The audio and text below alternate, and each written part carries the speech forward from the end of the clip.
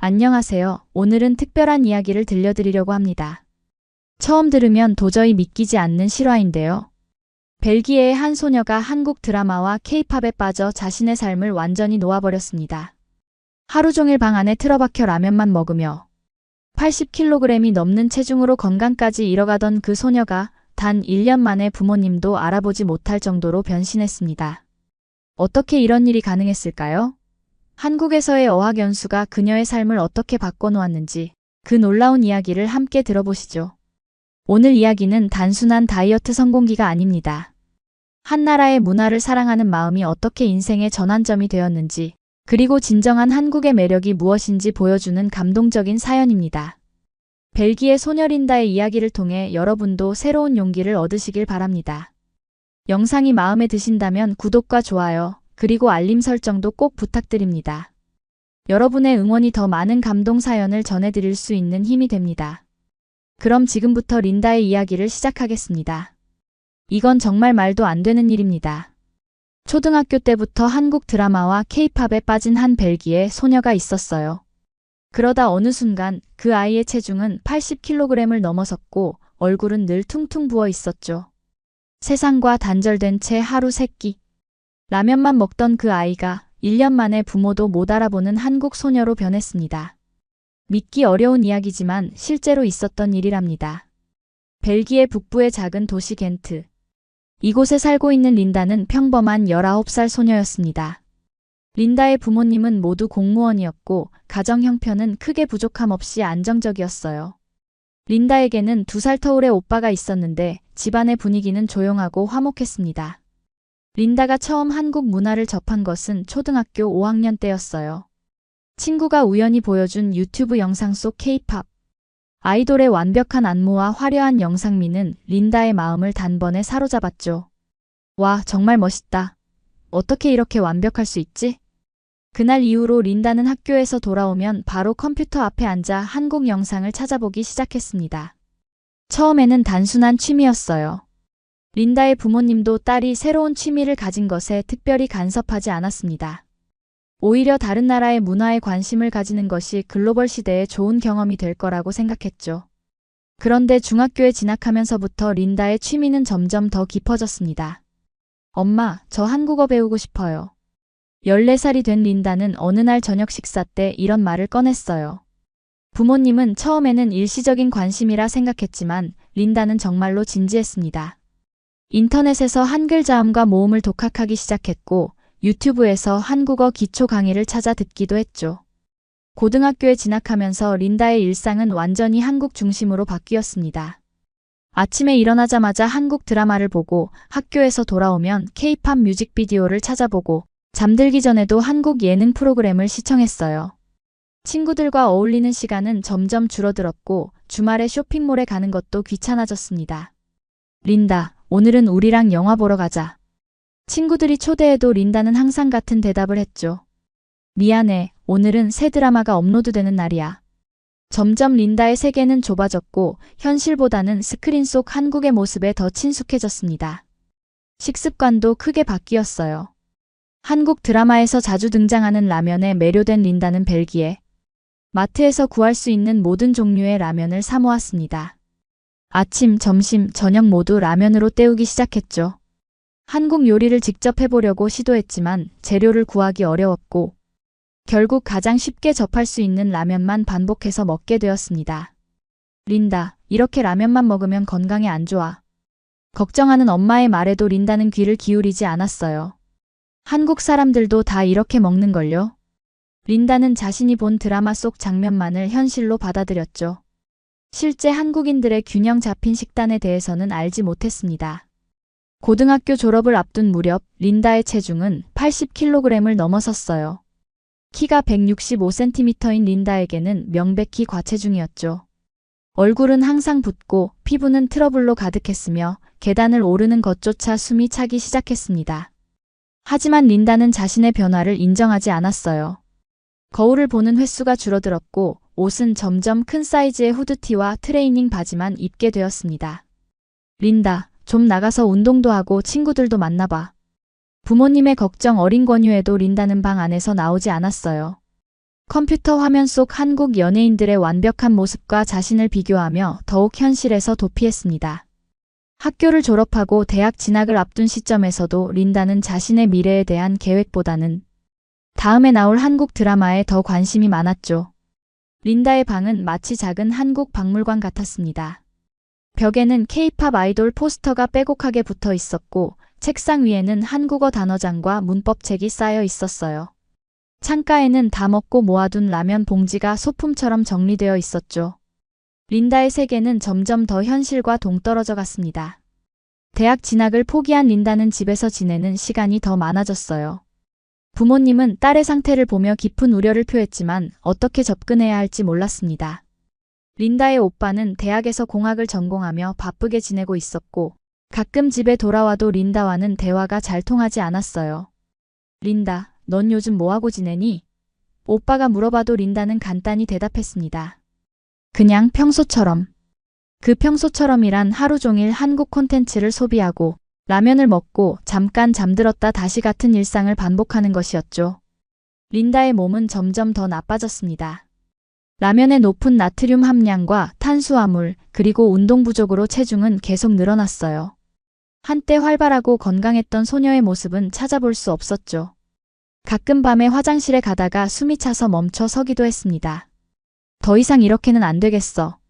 린다의 엄마 소피아는 남편과 진지한 대화를 나누었어요. 우리 딸이 완전히 현실과 단절되고 있어요. 뭔가 조치를 취해야 해요. 린다의 아버지 마르크도 동의했죠. 하지만 억지로 하면 더 반발할 수도 있어요. 린다의 관심사를 활용해서 접근해보는 건 어떨까요? 그러던 어느 날 아침 소피아는 지역 신문에서 흥미로운 공고를 발견했습니다. 지역 복지관에서 문화교류 프로그램의 일환으로 무료 한국어 강좌를 개설한다는 내용이었어요. 소피아는 즉시 전화를 걸어 자세한 정보를 알아봤습니다. 저녁 식사 시간 소피아는 조심스럽게 린다에게 말을 걸었어요. 린다, 엄마가 내게 제안하고 싶은 게 있어. 평소처럼 식탁에 앉아 라면을 먹고 있던 린다는 무심하게 고개를 들었습니다. 뭔데요? 이대로는 안 돼. 한국이 그렇게 좋다면 진짜로 배워봐. 소피아는 복지관 한국어 강좌 안내문을 린다 앞에 놓았어요. 한국 문화를 좋아하는 건 좋은 일이야. 하지만 그저 소비만 하는 건 의미가 없어. 네가 정말 한국을 알고 싶다면 제대로 배워보는 게 어떨까? 린다는 처음에는 별 관심을 보이지 않았어요. 하지만 안내문을 자세히 살펴보니 강사가 실제 한국인이라는 점이 눈에 띄었습니다. 진짜 한국인이 가르친다고요? 린다의 눈에 작은 관심의 불꽃이 일었죠. 그래, 서울에서 온 김민지 선생님이래. 일주일에 2번 화요일과 목요일 저녁에 수업이 있대. 소피아는 딸의 반응을 주의 깊게 살폈어요. 엄마가 이미 등록해놨어. 내일부터 시작이야. 린다는 잠시 생각에 잠겼습니다. 평소라면 집 밖으로 나가는 것을 꺼렸겠지만 실제 한국인을 만날 수 있다는 생각에 작은 설렘이 느껴졌어요. 알았어요. 가볼게요. 린다의 대답에 소피아와 마르크는 안도의 한숨을 내쉬었습니다. 다음 날 저녁 린다는 오랜만에 외출복으로 갈아입었어요. 거의 1년 만에 처음으로 집 밖으로 나가는 것이었죠. 복지관으로 향하는 차 안에서 린다는 초조해했습니다. 엄마, 나 정말 갈까요? 다른 사람들은 다 날씬하고 예쁘면 어떡해요? 소피아는 딸의 손을 꼭 잡아주었어요. 린다, 너는 내 자신의 가치를 외모로만 판단하면 안 돼. 너의 열정과 관심사가 너를 특별하게 만드는 거야. 용기를 내봐. 그 말에 린다는 작게 고개를 끄덕였습니다. 복지관에 도착하자 예상보다 많은 사람들이 모여 있었어요. 다양한 연령대의 사람들이 한국어에 관심을 가지고 모인 것이었죠. 린다는 구석자리를 찾아 조용히 앉았습니다. 몸이 큰 탓에 다른 사람들의 시선이 신경 쓰였어요. 그때 교실 앞으로 작고 단정한 한국 여성이 들어왔습니다. 안녕하세요, 여러분. 저는 김민지입니다. 오늘부터 여러분과 함께 한국어를 공부하게 되어 기쁩니다. 유창한 영어로 자기소개를 한 민지는 밝은 미소를 지었어요. 린다는 민지 선생님의 모든 것이 신기했습니다.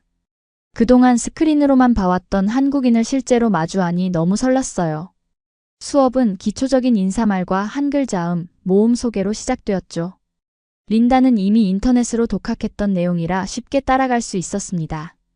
와, 린다 씨는 발음이 정말 좋네요. 민지 선생님의 칭찬에 린다는 오랜만에 뿌듯함을 느꼈어요. 다른 학생들도 린다를 신기한 눈으로 바라봤죠. 처음으로 린다는 자신의 한국 문화에 대한 관심이 부끄러운 것이 아니라 특별한 것임을 느꼈습니다. 수업이 끝난 후 민지 선생님은 린다에게 다가왔습니다. 린다 씨, 한국어를 어디서 배웠어요? 기초가 꽤 탄탄한데요. 린다는 처음으로 자신의 취미에 대해 자랑스럽게 이야기할 수 있었어요. 인터넷으로 독학했어요. 한국 드라마와 케이팝을 정말 좋아해서요. 민지는 반가운 표정을 지었습니다. 그렇군요. 벨기에에서 이렇게 한국 문화에 관심 있는 학생을 만나다니 저도 기뻐요. 앞으로 더 열심히 가르쳐 드릴게요. 그 말에 린다는 다음 수업이 기다려졌죠. 집으로 돌아오는 길, 린다는 오랜만에 활기찬 모습이었어요. 엄마, 민지 선생님이 제 발음이 좋대요. 다음 수업까지 복습해야겠어요. 소피아는 오랜만에 딸의 밝은 모습을 보며 미소 지었습니다. 그날 밤, 린다는 평소와 달리 드라마 대신 한국어 공부에 집중했어요. 민지 선생님이 내준 숙제를 꼼꼼히 해나갔죠. 한글을 직접 손으로 쓰는 느낌이 신기했습니다. 인터넷으로만 보던 것과는 다른 만족감이 있었어요. 이틀 뒤 두 번째 수업에서 린다는 앞자리에 앉았습니다. 이전보다 더 적극적인 자세로 수업에 임했어요. 민지 선생님은 린다의 변화를 알아차리고 더 많은 질문을 던져주었죠. 린다는 처음으로 다른 사람들 앞에서 한국어로 대답하는 경험을 했습니다. 안녕하세요. 저는 린다입니다. 만나서 반갑습니다. 서툴지만 진심을 담은 린다의 인사에 교실에 있는 모든 사람들이 박수를 쳐주었어요. 린다는 오랜만에 성취감을 느꼈습니다. 수업이 거듭될수록 린다는 더 많은 한국어 표현을 배웠고 한국 문화에 대한 깊이 있는 이해도 생겼어요. 민지 선생님은 단순히 언어만 가르치는 것이 아니라 한국의 일상생활, 예절, 문화적 배경도 함께 설명해 주었죠. 한국에서는 어른에게 물건을 드릴 때 두 손으로 드려요. 민지의 설명에 린다는 눈을 반짝였습니다. 드라마에서 본 장면들이 이해되기 시작했어요. 그리고 식사할 때는 밥그릇을 들고 먹지 않아요. 테이블에 두고 먹는 게 예의랍니다. 한 달이 지나자 린다는 복지관에 가는 것이 일상이 되었어요. 화요일과 목요일을 손꼽아 기다렸고 수업이 없는 날에도 복습과 예습을 하며 시간을 보냈습니다. 라면을 먹는 횟수도 자연스럽게 줄어들었죠. 한국 음식에 대해 배우면서 진짜 한국 요리에 대한 관심이 생겼기 때문이었어요. 린다, 요즘 많이 달라졌네. 엄마 소피아가 어느 날 아침 말했습니다. 방에만 있던 네가 이제는 밖에 나가는 걸 기다리다니 정말 기쁘구나. 린다도 자신의 변화를 느끼고 있었어요. 예전처럼 현실에서 도피하고 싶은 마음이 줄어들었죠. 두 달째 되는 날, 민지 선생님은 중요한 소식을 전했습니다. 여러분, 다음 달에 벨기에 한국 문화교류협회에서 한국어 말하기 대회를 개최한대요. 우리 반에서도 참가자를 모집하려고 해요. 교실 안에 작은 술렁임이 일었어요. 대회 1등에게는 특별한 상이 주어진다고 해요. 민지 선생님이 계속 설명했습니다. 한국 서울에 있는 어학원에서 1년 동안 무료로 어학연수를 늘 있는 기회래요. 그 말을 듣는 순간 린다의 심장이 빠르게 뛰기 시작했어요. 한국에 갈 수 있다고? 그것도 1년 동안? 린다에게 이것은 꿈 같은 이야기였습니다. 그동안 스크린으로만 보던 한국을 직접 경험할 수 있다니 너무나 설레는 일이었죠. 선생님, 저도 참가할 수 있을까요? 수업이 끝난 후 린다가 조심스럽게 물었어요. 민지는 반가운 표정으로 고개를 끄덕였습니다. 물론이죠. 린다 씨는 발음도 좋고 열정도 있으니 충분히 도전해 볼 만해요. 집에 돌아온 린다는 부모님에게 대회 소식을 전했어요. 엄마, 아빠, 제가 한국어 말하기 대회에 나가보려고 해요. 1등하면 한국에 1년 동안 어학연수를 갈 수 있대요. 부모님은 잠시 놀란 표정을 지었지만 곧 린다의 열정을 지지해주기로 했습니다. 그래, 네가 정말 원한다면 도전해봐. 아버지 마르크가 말했어요. 하지만 대회까지 석 달밖에 없으니 정말 열심히 준비해야 할 거야. 소피아도 걱정 반, 응원 반의 표정으로 린다를 바라봤습니다. 린다, 엄마는 내가 할 수 있다고 믿어. 그날부터 린다의 생활은 완전히 바뀌었어요. 이제는 드라마를 보는 시간도 줄이고 실질적인 한국어 공부에 몰두했습니다. 민지 선생님은 수업 외에도 개인 지도 시간을 마련해 린다를 도와주었죠. 말하기 대회에서는 자신이 한국에 가고 싶은 이유를 5분 동안 발표해야 해요. 민지 선생님이 설명했습니다. 발음뿐만 아니라 내용의 진정성도 중요하답니다. 린다는 고개를 끄덕이며 메모했어요. 이제 그녀에게는 분명한 목표가 생겼습니다. 말하기 대회를 준비하면서 린다는 처음으로 진짜 한국을 마주하게 되었습니다. 단순히 드라마 속 멋진 배우나 아이돌이 아닌 한국어의 복잡한 문법, 사회문화, 예절 등을 마주하며 처음엔 좌절도 했어요. 밤새 연습하고 발표 연습을 하다 울기도 수차례. 하지만 언젠가부터 린다 안에 무언가가 바뀌기 시작했습니다. 린다 씨, 한국어 존댓말과 반말의 개념을 이해해야 해요. 민지 선생님의 설명에 린다는 머리를 긁적였습니다. 드라마에서는 그냥 따라 말하기만 했지 이런 복잡한 문법 체계가 있는 줄 몰랐어요. 우리말은 상대방과의 관계, 나이, 상황에 따라 말투가 달라져요. 이건 한국 문화의 핵심이죠. 린다는 존댓말과 반말, 그리고 다양한 상황별 표현을 배우기 시작했습니다. 처음에는 너무 복잡해서 머리가 아팠어요. 그냥 드라마처럼 말하면 안 되나? 하는 생각도 들었죠. 하지만 민지 선생님은 인내심을 가지고 하나하나 설명해 주었습니다. 린다 씨, 오늘은 발표문 초안을 준비해 왔나요? 수업이 끝난 후 민지 선생님이 물었어요. 린다는 긴장된 표정으로 노트를 건넸습니다. 한국에 가고 싶은 이유를 적은 첫 번째 초안이었죠. 민지 선생님은 린다의 글을 천천히 읽어내려갔습니다. 린다 씨의 열정은 잘 느껴지네요. 하지만 조금 더 깊이 있는 내용이 필요할 것 같아요. 선생님의 말에 린다는 고개를 숙였어요. 드라마와 케이팝 외에 한국의 어떤 점이 린다 씨를 끌어당기는지 생각해보세요. 집으로 돌아온 린다는 깊은 고민에 빠졌습니다. 나는 왜 한국에 가고 싶은 걸까? 단지 좋아하는 아이돌을 보기 위해서? 아니면 드라마 촬영지를 방문하기 위해서? 그동안 린다는 한국의 표면적인 모습만 좋아했다는 것을 깨달았어요. 진짜 한국에 대해서는 별로 아는 것이 없었죠. 린다는 민지 선생님에게 조언을 구하기로 했습니다. 선생님, 제가 한국의 어떤 부분을 더 알아야 할까요? 민지 선생님은 잠시 생각하더니 책 한 권을 건네주었어요. 이건 한국의 역사와 문화에 대한 책이에요.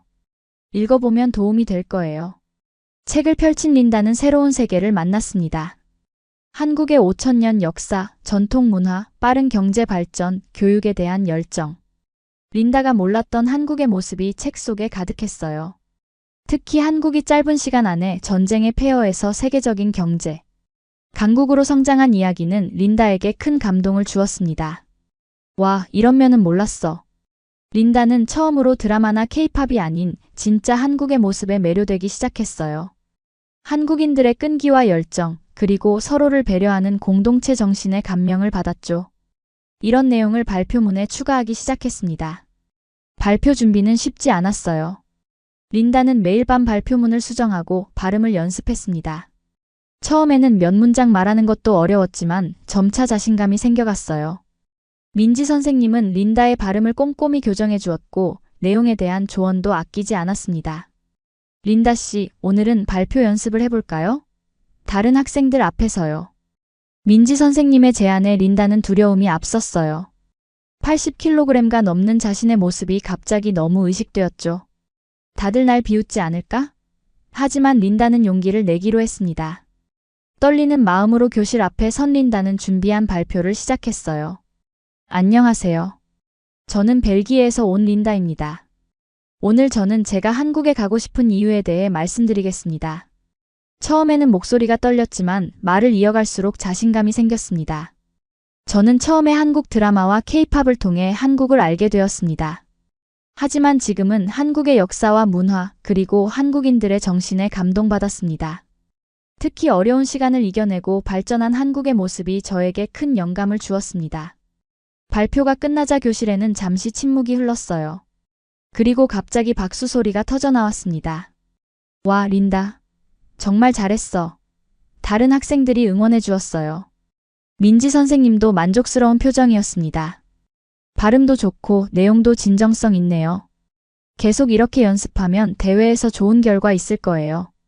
그날 이후로 린다는 더욱 열심히 준비했습니다. 하루에 몇 시간씩 발표 연습을 했고 한국 역사와 문화에 대한 책도 더 많이 읽었어요. 자연스럽게 집에서 보내는 시간이 줄어들었고 라면을 먹는 횟수도 크게 줄었습니다. 대회가 일주일 앞으로 다가왔을 때 린다는 갑자기 큰 불안감에 휩싸였어요. 내가 정말 할 수 있을까? 내 모습이 너무 초라하지 않을까? 거울에 비친 자신의 모습이 갑자기 부끄러웠습니다. 뚱뚱한 몸과 부은 얼굴, 그리고 관리되지 않은 머리카락. 린다는 눈물이 났어요. 린다, 무슨 일이야? 엄마 소피아가 걱정스럽게 물었습니다. 린다는 참았던 감정을 터뜨렸어요. 엄마, 나 이대로 대회에 나갈 수 없어요. 다들 날 보고 비웃을 거예요. 80kg이 넘는 외국인이 한국어 하는 걸 보면. 소피아는 딸을 꼭 안아주었습니다. 린다, 내가 치는 외모가 아니라 내 안에 있는 열정이야. 이미 너는 많이 변했어. 예전에 방에만 틀어박혀 있던 린다가 아니잖아. 소피아의 따뜻한 말에 린다는 조금씩 안정을 찾았어요. 그리고 대회까지 아직 일주일이 있으니 그동안 몸도 좀 관리해보자. 머리도 다듬고 옷도 새로 사고. 다음 날 린다는 오랜만에 미용실에 갔습니다. 긴 머리를 어깨선까지 자르고 단정하게 스타일링했어요. 새 옷도 샀는데 예전보다 한 사이즈 작은 옷이 맞는다는 사실에 살짝 놀랐습니다. 매일 복지관을 오가며 움직이는 시간이 늘어난 덕분이었죠. 대회 당일 린다는 긴장으로 손이 떨렸습니다. 대회장에는 20여 명의 참가자들이 모여 있었고 심사위원석에는 한국 대사관 직원들과 벨기에 한국문화교류협회 관계자들이 앉아 있었어요. 린다의 차례가 다가오자 심장이 더 빠르게 뛰었습니다. 다음은 12번 참가자 린다 베르트랑의 차례입니다. 진행자의 안내에 린다는 깊게 숨을 들이쉬고 무대에 올랐어요. 떨리는 마음을 진정시키며 발표를 시작했습니다. 안녕하세요. 저는 벨기에에서 온 린다입니다. 처음 몇 문장은 연습한 대로 자연스럽게 나왔어요. 하지만 갑자기 머릿속이 하얘지는 느낌이 들었습니다. 다음에 뭐라고 말해야 하지? 린다는 잠시 말을 멈추고 청중을 바라봤어요. 그때 객석에서 민지 선생님이 미소 지으며 고개를 끄덕이는 모습이 보였습니다. 그 모습에 린다는 갑자기 마음의 평화를 찾았어요. 그래, 나는 진짜로 한국을 알고 싶어. 그렇게 린다는 다시 발표를 이어갔습니다. 대회 결과 발표는 모든 참가자의 발표가 끝난 후 진행되었습니다. 린다는 손에 땀을 쥐며 기다렸어요. 3등만 해도 좋겠다라는 마음으로 결과를 기다렸죠. 그럼 이제 수상자를 발표하겠습니다. 심사위원장이 앞으로 나섰어요. 3등은 앙트워프에서 온 마크 반 호펜 씨입니다. 객석에서 박수 소리가 들렸습니다. 린다의 심장은 더 빠르게 뛰기 시작했어요. 2등은 브뤼셀에서 온 소피 디퐁 씨입니다. 또다시 박수 소리가 울려 퍼졌습니다. 린다는 자신의 이름이 불리지 않아 살짝 실망감이 밀려왔어요. 역시 내가 너무 욕심을 부렸나 봐. 그리고 1등은 심사위원장이 잠시 말을 멈추고 미소를 지었습니다. 겐트에서 온 린다 베르트랑 씨입니다. 그 순간 린다는 자신의 귀를 의심했어요. 내가 1등이라고? 객석에서 큰 박수 소리가 터져나왔습니다. 민지 선생님은 자리에서 일어나 환하게 웃으며 박수를 쳐주었어요. 린다의 부모님도 놀란 표정으로 딸을 바라보며 기쁨의 눈물을 흘렸습니다. 떨리는 발걸음으로 무대에 오른 린다는 트로피와 상장을 받았어요. 심사위원장은 린다의 수상 이유를 설명했습니다. 린다 씨는 발음이 정확할 뿐만 아니라 한국에 대한 진정한 이해와 사랑이 느껴졌습니다. 특히 한국의 역사와 문화적 가치에 대한 깊은 통찰력이 인상적이었어요. 린다는 감격에 겨워 말을 잇지 못했습니다. 그저 감사합니다 라는 말만 반복할 수 있었어요. 시상식이 끝난 후 한국 대사관 직원이 린다에게 다가왔습니다. 축하합니다, 린다 씨. 저는 한국 대사관의 김정환입니다. 린다 씨는 이제 서울에 있는 세종학당에서 6개월 동안 어학연수를 하게 될 거예요. 모든 비용은 장학금으로 지원됩니다. 린다는 믿기지 않는 표정으로 고개를 끄덕였어요. 집으로 돌아오는 길 린다의 마음은 기쁨과 설렘 그리고 약간의 두려움으로 가득했습니다. 엄마, 아빠, 제가 정말 한국에 가게 된 거예요? 소피아와 마르크는 딸을 자랑스럽게 바라봤어요. 그래, 내가 해냈어. 우리는 네가 정말 자랑스러워. 그날 밤 린다는 오랜만에 편안한 마음으로 잠들었습니다. 꿈속에서 린다는 서울의 거리를 걷고 있었어요. 낯선 환경이었지만 이상하게 편안함을 느꼈죠. 나는 진짜로 한국을 알게 될 거야. 대회 이후 2달 동안 린다는 한국행을 준비했습니다. 필요한 서류를 준비하고 비자를 신청하고 짐을 꾸렸어요. 민지 선생님은 한국 생활에 필요한 정보를 많이 알려주었습니다. 린다 씨, 한국은 사계절이 뚜렷해요. 지금 출발하면 여름이니 얇은 옷을 많이 준비하세요. 그리고 기숙사 생활을 하게 될 텐데 실내에서는 신발을 벗는 것 잊지 마세요. 민지 선생님의 조언 하나하나가 린다에게는 소중했어요. 드디어 출발 당일 브뤼셀 공항에는 린다의 가족과 민지 선생님, 그리고 한국어 강좌에서 만난 친구들이 배웅을 나왔습니다. 린다는 모두에게 감사 인사를 전했어요. 민지 선생님 정말 감사합니다. 선생님 덕분에 제가 이런 기회를 얻게 됐어요. 린다가 말했어요. 민지는 린다를 꼭 안아주었습니다. 린다 씨가 한국에서 좋은 경험 많이 하길 바랄게요. 그리고 돌아와서 더 멋진 모습 보여주세요. 부모님과의 작별도 쉽지 않았습니다. 엄마, 아빠, 1년 동안 보지 못하게 되네요. 린다가 울먹였어요. 소피아는 딸의 머리를 쓰다듬었습니다. 걱정 마, 우리는 항상 내 곁에 있어. 매일 연락하자. 마르크도 딸을 격려했어요. 린다, 내 꿈을 마음껏 펼치고 와. 비행기에 오른 린다는 창밖을 바라보며 깊은 생각에 잠겼습니다. 지난 몇 개월 동안 자신이 얼마나 변했는지 되돌아봤어요. 방 안에만 틀어박혀 라면만 먹던 소녀가 이제는 자신의 꿈을 향해 비행기를 타고 있었죠. 내가 정말 변한 걸까? 아니면 변하고 싶은 마음만 있는 걸까? 린다는 자신의 모습을 되돌아보았어요. 여전히 체중은 많이 나갔고 자신감도 완전히 생긴 것은 아니었습니다. 하지만 분명한 것은 이제 린다에게는 목표가 생겼다는 점이었어요. 나는 진짜 한국을 알고 그곳에서 새로운 나를 만들고 싶어. 12시간의 긴 비행 끝에 린다는 마침내 인천국제공항에 도착했습니다. 입국 심사를 마치고 수화물을 찾은 후 린다는 도착장으로 나왔어요. 그곳에는 린다 베르트랑이라고 쓰인 팻말을 든 한국인 여성이 기다리고 있었습니다. 안녕하세요, 린다 씨? 저는 세종학당에서 온 이지연입니다. 앞으로 1년 동안 린다 씨의 담당 멘토가 될 거예요. 지연은 친절한 미소로 린다를 맞이했어요. 린다는 긴장된 표정으로 한국어로 인사했습니다. 안녕하세요, 잘 부탁드립니다. 서울로 향하는 공항철도 안에서 린다는 창밖의 풍경을 신기한 눈으로 바라봤습니다. 고층 빌딩과 아파트 단지, 그리고 곳곳에 보이는 한글 간판들. 드라마에서 보던 그대로였지만 직접 보니 느낌이 완전히 달랐어요. 린다 씨, 벨기에에서 오셨다고 들었어요. 한국과 많이 다르죠? 지연이 물었습니다. 린다는 고개를 끄덕였어요. 네, 건물이 정말 높고 도시가 굉장히 깨끗해요. 그리고 사람들도 많고요. 지연은 미소를 지었습니다. 앞으로 더 많은 차이점을 발견하게 될 거예요. 세종학당에 도착하자 린다는 자신이 머물 기숙사로 안내받았습니다. 2인실이었지만 방학 기간이라 룸메이트는 다음 주에 들어올 예정이라고 했어요. 방은 생각보다 작았지만 깔끔했고 필요한 모든 것이 갖춰져 있었습니다. 내일부터 오리엔테이션이 시작돼요. 오늘은 푹 쉬세요. 지연의 말에 린다는 감사 인사를 전했어요. 혼자 남겨진 린다는 창밖을 바라보며 깊은 숨을 내쉬었습니다. 드디어 한국에 왔구나. 시차 적응이 되지 않아 잠을 설친 린다는 이른 아침에 일어났어요. 기숙사 주변을 산책하기로 했죠. 아침 공기가 상쾌했고 주변은 생각보다 조용했습니다. 학당 주변에는 작은 공원이 있었고 그곳에서는 이미 많은 어르신들이 체조를 하고 있었어요. 와, 이런 모습은 드라마에서 본 적이 없는데. 린다는 한국인들의 일상을 직접 목격하는 것이 신기했습니다. 공원을 지나 조금 더 걷자 작은 시장이 나타났어요.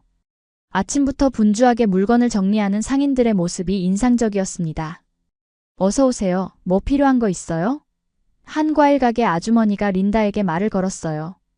린다는 놀라서 한국어로 대답했습니다. 아, 아니요. 그냥 구경하고 있어요. 아주머니는 호기심 어린 눈으로 린다를 바라봤습니다. 어디서 왔어요? 한국말 잘하네. 린다의 대답에 아주머니는 감탄했어요. 벨기에에서 왔다고? 그런 먼 곳에서 우리말을 배웠다니. 대단하네. 그러더니 복숭아 하나를 린다에게 건넸습니다. 자, 맛있는 복숭아 먹어봐요. 서비스예요. 린다는 감사히 받았어요. 처음 만난 한국인의 친절함이 따뜻하게 느껴졌습니다.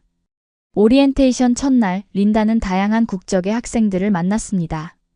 미국, 일본, 중국, 태국, 프랑스 등 20여 개국에서 온 학생들이 모였어요. 모두 한국어와 한국 문화에 관심이 있는 사람들이었죠. 여러분 환영합니다. 앞으로 6개월 동안 한국어뿐만 아니라 한국 문화도 함께 배우게 될 거예요. 원장 선생님의 환영사로 프로그램이 시작되었습니다. 린다는 새로운 환경에 점점 적응해 갔어요. 첫 수업은 레벨 테스트로 시작되었습니다. 린다는 민지 선생님에게 배운 덕분에 중급반에 배정받았어요. 같은 반 학생들은 대부분 1-2년 정도 한국어를 공부한 학생들이었죠.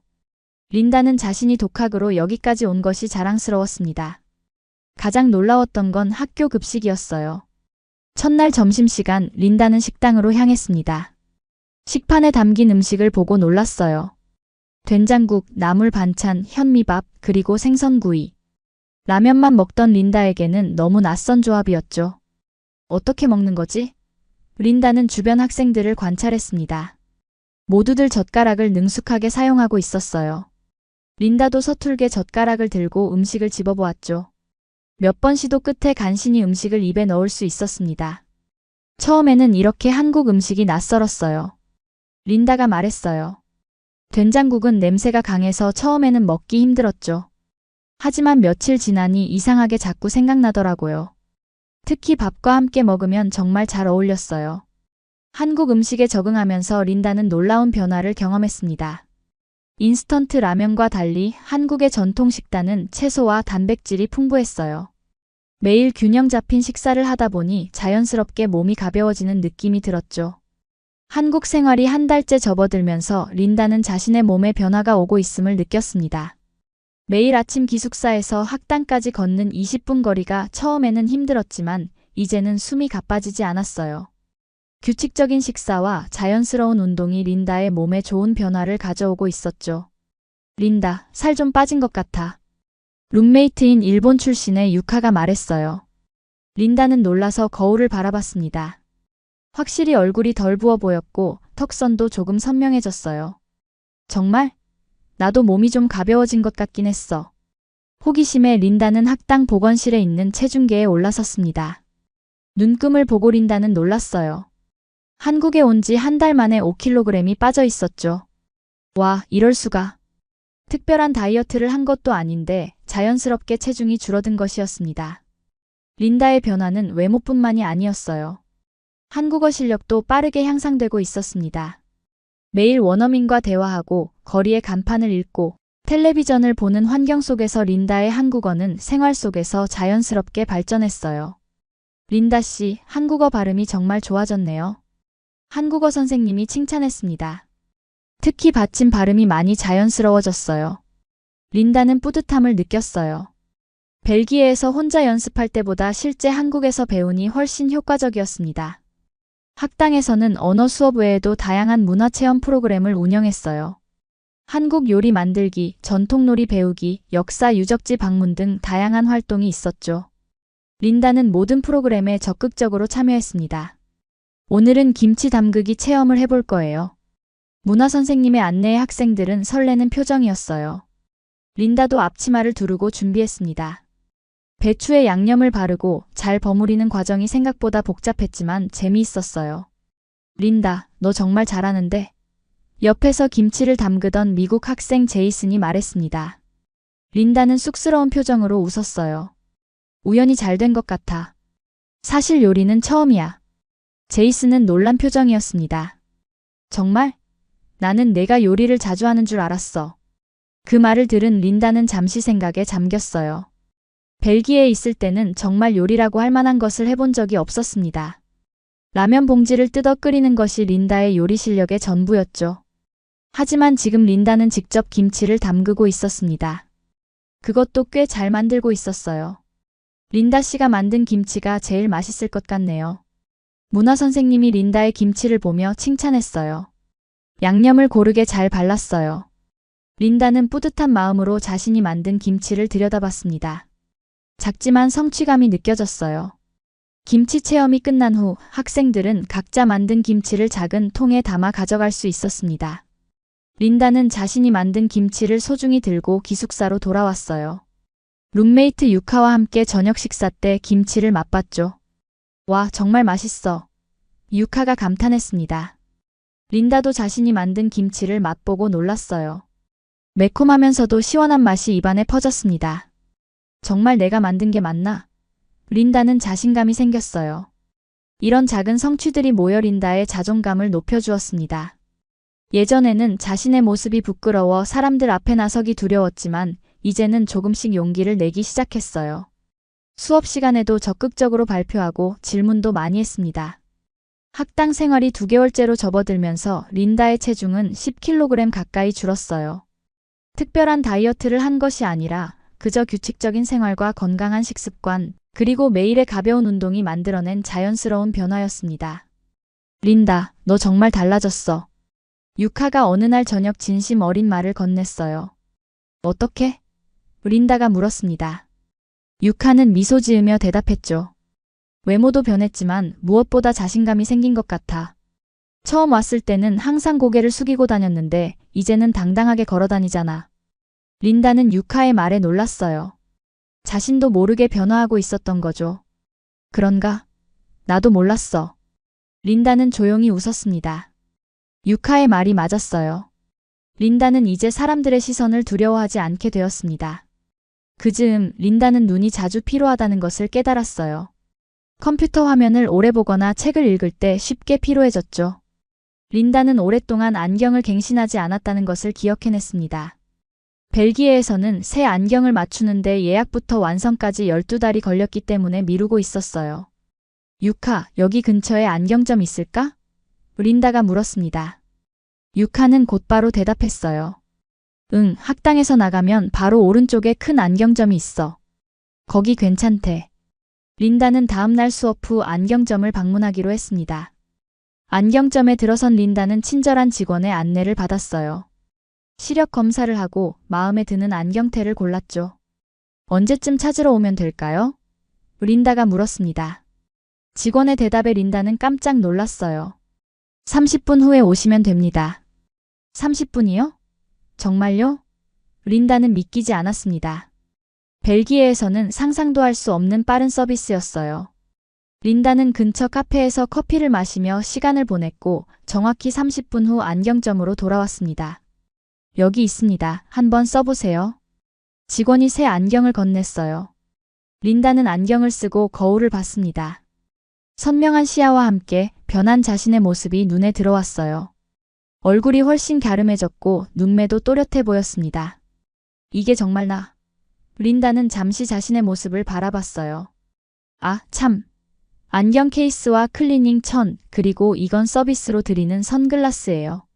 직원이 여러 물품을 함께 건넸습니다. 린다는 이런 세심한 서비스에 또 한 번 놀랐어요. 가격도 벨기에보다 훨씬 저렴했습니다. 그날 이후 린다는 한국의 효율성과 서비스에 감탄하기 시작했습니다. 버스와 지하철은 정확한 시간에 운행되었고 식당에서는 주문 후 빠르게 음식이 나왔으며 배달 서비스는 상상을 초월할 정도로 신속했어요. 유카, 너는 이런 게 당연하게 느껴지니? 린다가 물었습니다. 일본에서 온 유카도 고개를 저었어요. 아니, 나도 처음에 많이 놀랐어. 일본도 효율적인 편이지만 한국은 또 다른 차원이야. 안경을 새로 맞추고 나서 린다는 눈에 대한 더 근본적인 해결책을 생각하게 되었어요. 벨기에에서는 생각도 못했던 라식 수술에 대해 알아보기 시작했죠. 인터넷 검색을 통해 서울의 유명한 안과 병원들을 찾아봤습니다. 라식 수술이요? 네, 가능합니다. 우선 상담을 받으셔야 해요. 린다가 전화로 문의한 병원의 상담원이 친절하게 대답했어요. 린다는 다음 주 토요일로 상담 예약을 잡았습니다. 상담 당일 린다는 긴장된 마음으로 병원을 찾았습니다. 고급스러운 인테리어와 최신식 장비들이 인상적이었어요. 접수를 마치고 기다리는 동안 린다는 자신이 얼마나 변했는지 생각해봤습니다. 6개월 전의 나라면 절대 이런 도전은 하지 않았을 거야. 혼자서 외국 병원을 찾아오다니. 린다는 자신의 용기가 놀라웠어요. 더 이상 방 안에 틀어박혀 있던 소녀가 아니었죠. 린다 베르트랑 씨? 간호사의 호출에 린다는 일어섰습니다. 진료실로 안내받은 린다는 한국어와 영어를 유창하게 구사하는 의사를 만났어요. 벨기에에서 오셨군요. 한국어를 정말 잘하시네요. 의사는 린다의 눈 상태를 꼼꼼히 검사했습니다. 여러 기계를 통해 각막 두께, 시력 상태 등을 체크했어요. 베르트랑 씨는 라식 수술이 가능합니다. 각막 상태도 좋고 수술 후 회복도 빠를 것 같네요. 린다는 궁금한 점들을 물어봤어요. 수술 과정, 회복 기간, 부작용 가능성 등. 의사는 모든 질문에 상세하게 답변해 주었습니다. 수술은 양쪽 눈 모두 40분 정도면 끝나고 대부분의 환자들은 다음 날부터 일상생활이 가능합니다. 린다는 수술 비용에 대해 물었고 그 답변에 또 한 번 놀랐어요. 벨기에의 절반 가격이었죠. 그럼 언제 수술이 가능할까요? 린다가 물었습니다. 의사의 대답은 예상 밖이었어요. 원하신다면 월요일에 가능합니다. 주말 동안 콘택트 렌즈 착용을 중단하시고 오시면 됩니다. 월요일이라고? 이렇게 빨리? 린다는 놀랐지만 곧 결심했어요. 네, 월요일로 예약할게요. 의사는 미소 지으며 고개를 끄덕였습니다. 좋습니다. 그럼 월요일 오전 10시에 뵙겠습니다. 주말 동안 린다는 약간의 불안감과 기대감이 교차했습니다. 유카와 다른 친구들은 린다의 결정을 응원해 주었어요. 괜찮아, 한국은 의료기술이 정말 뛰어나거든. 내 친구도 여기서 라식했는데 아주 만족했어. 월요일 아침 린다는 병원에 도착했습니다. 간단한 검사 후 수술실로 안내받았어요. 의사와 간호사들은 친절하게 모든 과정을 설명해 주었고 린다를 편안하게 해주었습니다. 긴장하지 마세요. 금방 끝날 거예요. 의사의 말에 린다는 깊게 숨을 들이쉬었어요. 예상대로 수술은 빠르게 진행되었고 린다가 인식하기도 전에 끝났습니다. 다 끝났습니다. 잘하셨어요. 수술 후 병원에서 잠시 휴식을 취한 린다는 특별한 보호 안경을 쓰고 귀가했어요. 유카가 기숙사까지 동행해 주었죠. 어때? 아파? 유카가 걱정스럽게 물었습니다. 린다는 미소 지었어요. 아니, 전혀. 조금 불편한 정도. 다음 날 아침 린다는 조심스럽게 눈을 떴습니다. 그리고 안경 없이 천장이 선명하게 보이는 것에 놀랐어요. 와, 정말 보여. 린다는 감격스러웠습니다. 창밖의 나무 잎사귀, 책상 위의 작은 글씨들까지 모두 선명하게 보였어요. 병원에 가서 검진을 받은 린다는 완벽한 회복 상태라는 말을 들었습니다. 베르트랑 씨, 시력이 1.2로 회복되었네요. 아주 좋은 결과입니다. 의사의 말에 린다는 기쁨의 눈물을 참았어요. 병원을 나와 거리를 걷는 린다는 마치 새로운 세상을 보는 것 같았습니다. 안경이나 콘택트 렌즈 없이 세상을 보는 것이 얼마나 자유로운지 처음 느꼈어요. 이 나라는 정말 체계적으로 사람을 배려하고 있구나. 라식 수술 이후 린다의 자신감은 더욱 높아졌습니다. 외모의 변화도 있었지만 무엇보다 자신의 한계를 뛰어넘는 경험이 린다에게 큰 영향을 주었어요. 이제 린다는 어떤 도전도 해볼 수 있다는 자신감이 생겼습니다. 린다, 이번 주말에 우리 동아리 활동에 같이 갈래? 같은 반 한국 학생 지수가 제안했어요. 지수는 국제문화교류 동아리의 회장이었습니다. 어떤 활동인데? 린다가 물었어요. 서울 곳곳을 외국인 친구들에게 소개해주는 거야. 이번 주는 북촌 한옥마을에 갈 거야. 예전에 린다라면 분명 거절했을 제안이었지만 이제는 달랐어요. 좋아, 꼭 같이 가고 싶어. 린다의 대답에 지수는 환하게 웃었습니다. 좋아. 토요일 아침 9시에 학당 앞에서 만나자. 토요일, 린다는 설레는 마음으로 동아리 활동에 참여했습니다. 다양한 국적의 학생들과 한국 학생들이 함께하는 즐거운 시간이었어요. 북촌 한옥마을의 아름다운 전통 가옥들, 좁은 골목길, 그리고 전통 공예품 등을 구경하며 린다는 또 다른 한국의 매력을 발견했습니다. 린다, 한복 입어볼래? 지수가 한복 체험관 앞에서 제안했어요. 린다는 잠시 망설였습니다. 내 몸에 한복이 어울릴까? 하는 생각이 들었죠. 하지만 곧 용기를 냈어요. 그래, 한번 입어볼게. 한복을 고르는 과정은 생각보다 재미있었습니다. 다양한 색상과 디자인의 한복 중에서 린다는 연보라색 저고리와 진보라색 치마를 선택했어요. 한복을 입고 거울 앞에 선 린다는 자신의 모습에 놀랐습니다. 와, 린다. 정말 예뻐. 지수와 다른 친구들이 감탄했어요. 한복의 넉넉한 치마는 린다의 체형을 자연스럽게 감싸주었고 고운 색감은 린다의 피부톤과 잘 어울렸습니다. 린다는 처음으로 자신이 예쁘다는 말을 부끄럽지 않게 받아들였어요. 그날의 사진은 린다의 소중한 추억이 되었습니다. 한복을 입은 자신의 모습을 부모님께 보내자 부모님은 놀라움과 기쁨의 메시지를 보내왔어요. 린다, 정말 아름답구나. 한국 생활이 너에게 잘 맞는 것 같아 기쁘다. 북촌 한옥마을 방문 이후 린다는 문화교류 동아리 활동에 적극적으로 참여하게 되었습니다.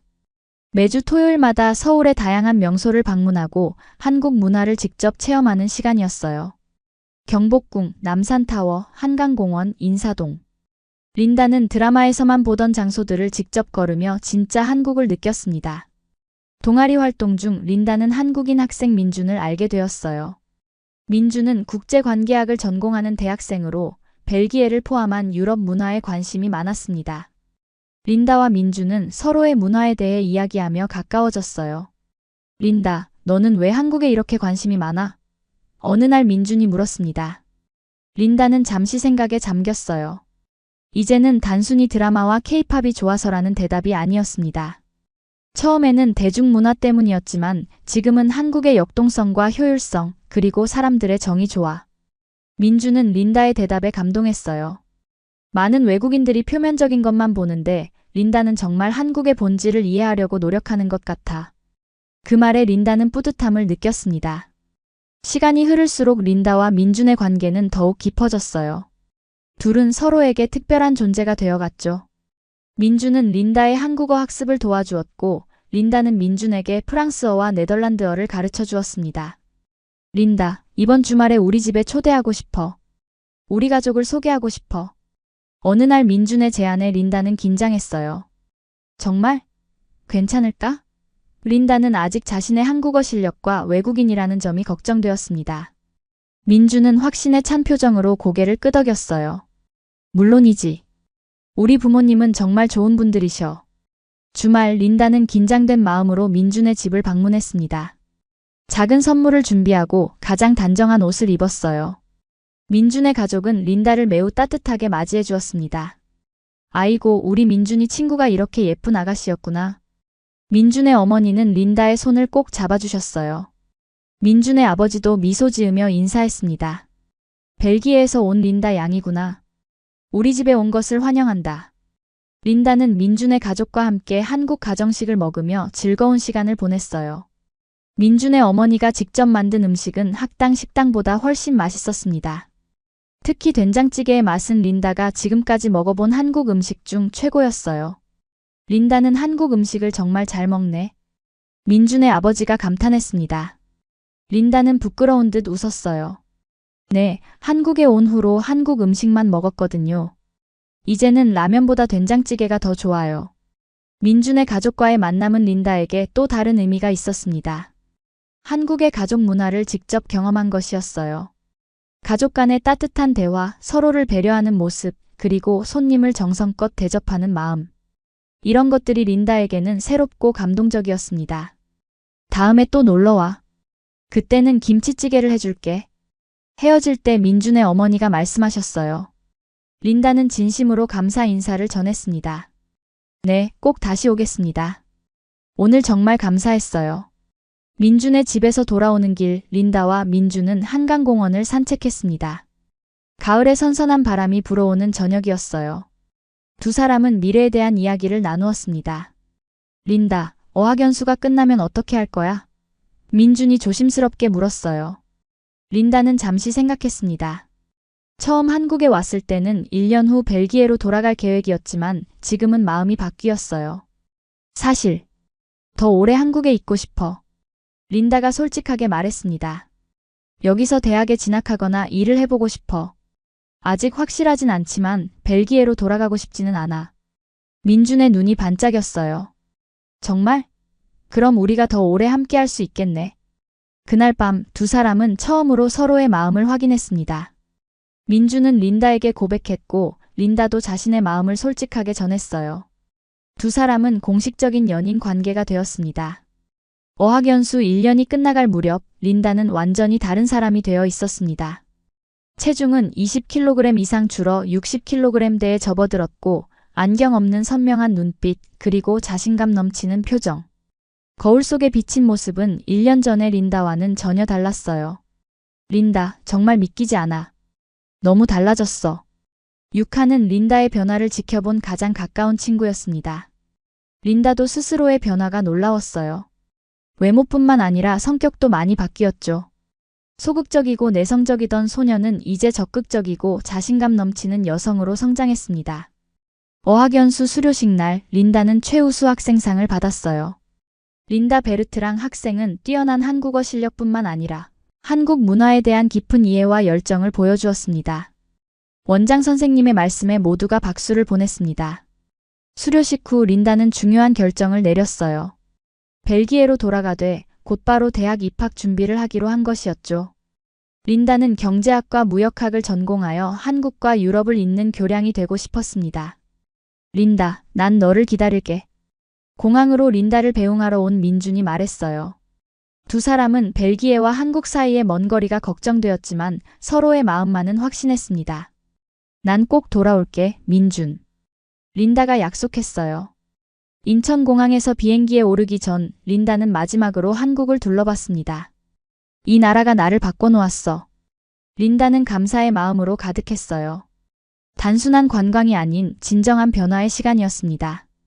12시간의 비행 끝에 린다는 브뤼셀 공항에 도착했습니다. 짐을 찾고 도착장으로 나왔을 때 린다는 기다리고 있는 부모님을 발견했어요. 하지만 부모님은 린다를 알아보지 못했습니다. 린다는 장난기 어린 미소를 지으며 그냥 부모님 옆을 지나쳤어요. 잠시 후 돌아서서 엄마, 아빠 라고 부르자 부모님은 놀란 표정으로 린다를 바라봤습니다. 린다, 너니? 엄마 소피아가 믿기지 않는 표정으로 물었어요. 린다는 환하게 웃으며 고개를 끄덕였죠. 그래, 엄마. 나야. 소피아와 마르크는 린다를 꼭 안아주었습니다. 소피아의 눈에는 눈물이 고였어요. 우리 딸 정말 많이 변했구나. 집으로 가는 차 안에서 린다는 한국에서의 경험을 열정적으로 이야기했습니다. 부모님은 딸의 생생한 이야기에 감탄했어요. 라식 수술, 김치 담그기, 한복 체험, 그리고 민준과의 만남까지. 모든 이야기가 부모님에게는 신선했습니다. 린다, 네가 이렇게 활기차게 이야기하는 모습을 보니 정말 기쁘구나. 아버지 마르크가 말했어요. 예전에는 항상 침묵하고 우울해 보였는데 이제는 완전히 다른 사람 같아. 린다는 부끄러운 듯 웃었습니다. 한국에서의 시간이 저를 많이 바꿔놓은 것 같아요. 집에 도착하자 린다는 자신의 방을 새삼스럽게 바라봤어요. 한국 떠나기 전과 똑같은 모습이었지만 린다의 눈에는 이제 다르게 보였습니다. 벽에 붙은 K-팝 포스터들, 쌓여있는 라면 봉지들. 그것들은 이제 단순한 취미가 아니라 린다 인생의 중요한 전환점을 상징하는 것이었어요. 이 방도 이제 바꿔야겠어. 린다는 생각했습니다. 더 이상 현실 도피의 공간이 아니라 새로운 꿈을 향한 준비 공간으로 만들고 싶었어요. 다음 날 린다는 오랜만에 오빠를 만났습니다. 오빠는 린다의 변화에 놀라움을 감추지 못했어요. 와, 린다. 네가 맞긴 맞는 거야? 완전히 다른 사람 같은데? 린다는 웃으며 고개를 끄덕였죠. 그래, 많이 변했지? 그런데 진짜 대단한 건 외모보다 내 눈빛이야. 오빠가 진지하게 말했어요.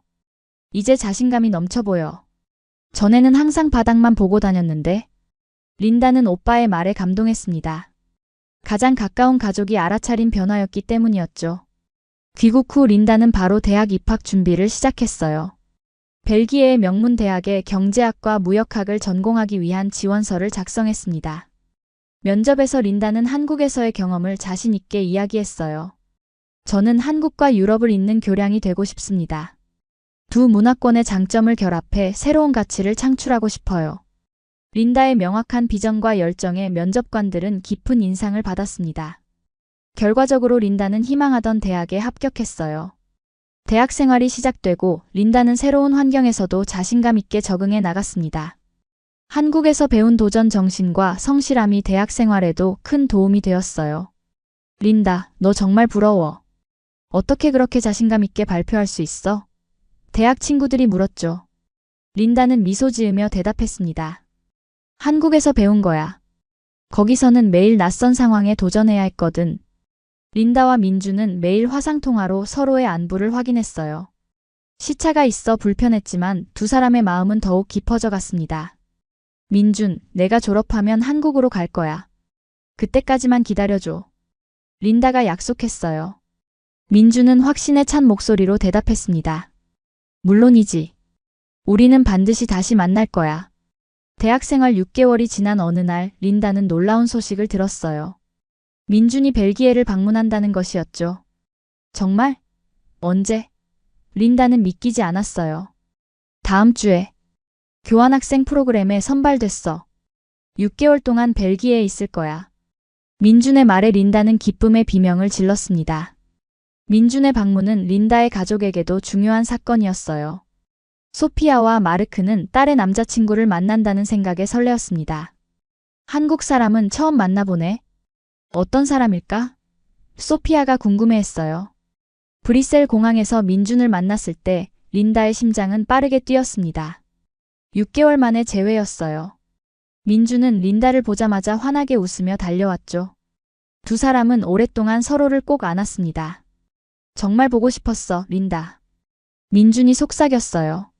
린다도 눈물을 참으며 고개를 끄덕였습니다. 나도 너무 보고 싶었어.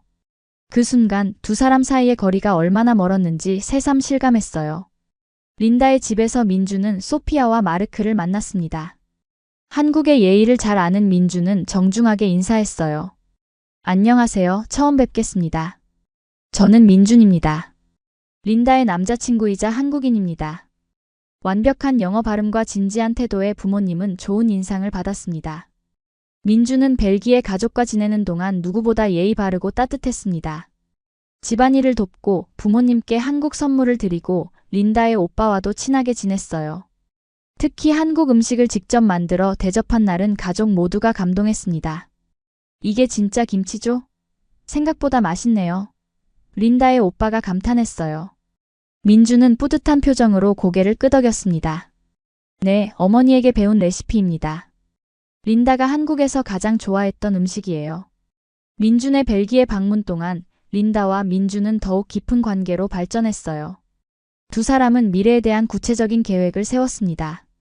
린다, 너의 대학 졸업 후에 우리가 함께 살았으면 좋겠어. 민준이 진지하게 말했어요. 한국에서 네가 일할 수 있는 곳도 알아봤어. 린다는 감동했습니다. 민준이 그녀의 미래를 진지하게 생각하고 있다는 것이 느껴졌어요. 정말? 어떤 곳인데? 린다가 궁금해했죠. 민준은 설명했습니다. 벨기에와 한국 사이의 무역을 돕는 회사야. 네가 전공하는 경제학과 무역학 그리고 한국어 실력이 정말 도움이 될 거야. 그날 밤 두 사람은 결혼을 약속했어요. 아직 학생이라 당장은 어려웠지만 린다가 졸업하면 함께 한국에서 새 출발을 하기로 했습니다. 우리 가족은 너를 정말 좋아해. 린다가 말했어요. 네가 우리 가족의 일원이 된다면 정말 행복할 거야. 민준이 벨기에를 떠난 후 린다는 더욱 열심히 공부했습니다. 목표가 더 명확해졌기 때문이었어요. 2년 후 졸업하면 한국으로 가서 취업하고 민준과 새 삶을 시작할 계획이었죠. 그 꿈을 향해 린다는 매일 한 걸음씩 나아갔습니다. 대학 마지막 학기, 린다는 한국 기업 취업에 도전했어요. 이력서를 여러 회사에 보냈고 화상 면접을 몇 차례 진행했습니다. 그리고 마침내 좋은 소식이 왔어요.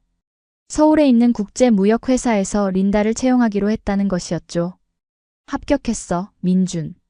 린다는 기쁨에 차서 전화했어요. 민준도 린다의 성공을 진심으로 축하했습니다. 축하해, 린다. 네가 해낼 줄 알았어. 이제 정말 우리가 함께 할 수 있게 됐네. 졸업식 날 린다는 가족들 앞에서 학위를 받았습니다. 소피아와 마르크는 딸의 성장과 성공을 자랑스러워했어요. 린다, 네가 얼마나 멀리 왔는지 생각해봐. 소피아가 감격스러운 표정으로 말했습니다. 방 안에만 틀어박혀 있던 소녀가 이제는 세계를 향해 나아가고 있어. 졸업 후 한 달 린다는 다시 한국행 비행기에 올랐습니다. 이번에는 6개월이 아닌 새로운 삶을 시작하기 위한 여정이었어요. 인천공항에는 민준이 꽃다발을 들고 기다리고 있었습니다. 드디어 왔구나. 민준이 린다를 꼭 안아주었어요. 린다는 행복한 미소를 지었습니다. 응, 이제 정말 시작이야. 린다의 한국 생활은 이전과는 또 달랐습니다. 이제는 학생이 아니라 직장인으로서의 삶이었어요. 회사에서 린다는 유럽과 한국 사이의 무역 업무를 담당했습니다. 린다의 언어 능력과 문화적 이해는 큰 자산이 되었어요. 린다 씨는 정말 특별한 직원이에요. 린다의 상사가 평가했습니다. 유럽 파트너들과 소통할 때 문화적 차이를 잘 조율해 주거든요. 린다는 자신의 역할에 자부심을 느꼈어요. 드디어 한국과 유럽을 잇는 교량이라는 꿈을 실현하고 있었기 때문이었죠. 1년 후 린다와 민주는 결혼식을 올렸습니다. 벨기에에서 온 린다의 가족들과 한국의 민준 가족이 함께한 특별한 날이었어요. 두 문화가 만나 하나가 되는 순간이었죠. 우리 딸이 이렇게 행복한 모습을 볼 수 있어 정말 다행이야. 소피아가 결혼식 후 린다에게 말했어요. 처음에 네가 한국에 가겠다고 했을 때는 걱정했는데 그게 내 인생의 전환점이 될 줄은 몰랐어. 결혼 후 린다와 민주는 서울 근교에 작은 아파트를 마련했습니다. 그곳에서 두 사람은 서로 다른 문화의 조화를 이루며 살아갔어요. 린다는 한국 음식을 배워서 요리했고 민주는 벨기에 문화에 관심을 가졌습니다. 린다, 가끔 벨기에가 그립지 않아? 어느 날 저녁 민준이 물었어요. 린다는 잠시 생각하다가 대답했습니다. 물론 가족이 보고 싶을 때가 있지. 하지만 이상하게도 한국이 더 내 집 같은 느낌이야. 여기서 진짜 나를 찾았으니까. 돌이켜보면 린다의 인생은 한국 드라마와 케이팝을 좋아하게 된 그 순간부터 완전히 바뀌었습니다. 처음에는 현실 도피처럼 보였던 한국 문화에 대한 관심이 결국 린다를 더 넓은 세상으로 이끌어 주었어요. 이제 린다는 종종 자신의 이야기를 다른 외국인들에게 들려주곤 합니다. 드라마와 케이팝은 단지 시작에 불과했어요. 진짜 한국은 사람의 삶을 바꾸는 힘을 가진 나라였습니다. 건강, 교육, 기술, 배려, 기회. 저는 이곳에서 새로운 저를 발견했어요. 린다는 지금도 누군가 한국을 비웃거나 가볍게 여긴다면 이렇게 말하고 싶다고 해요. 당신이 진짜 한국을 모르는 거예요. 표면적인 모습 너머에 있는 진짜 한국의 모습을 보게 된다면 당신의 인생도 바뀔지 모릅니다. 린다의 이야기는 많은 사람들에게 영감을 주었습니다. 단순한 취미가 어떻게 인생의 전환점이 될 수 있는지, 그리고 용기를 내어 도전할 때 어떤 변화가 가능한지 보여주는 사례가 되었어요. 여러분도 혹시 지금 인생이 막막하신가요? 그렇다면 저처럼 용기 내보세요. 그 끝엔 상상도 못한 새로운 삶이 기다리고 있을지도 모릅니다. 린다는 자신의 경험을 나누며 항상 이렇게 말합니다. 그녀의 이야기는 계속되고 있으며 그 여정은 아직 끝나지 않았습니다. 한국에서 찾은 새로운 삶, 그리고 자신감. 린다의 이야기는 우리에게 변화의 가능성과 도전의 중요성을 일깨워줍니다. 때로는 우리의 열정을 따라가는 것이 가장 큰 변화의 시작일 수 있다는 것을 보여주는 아름다운 이야기입니다.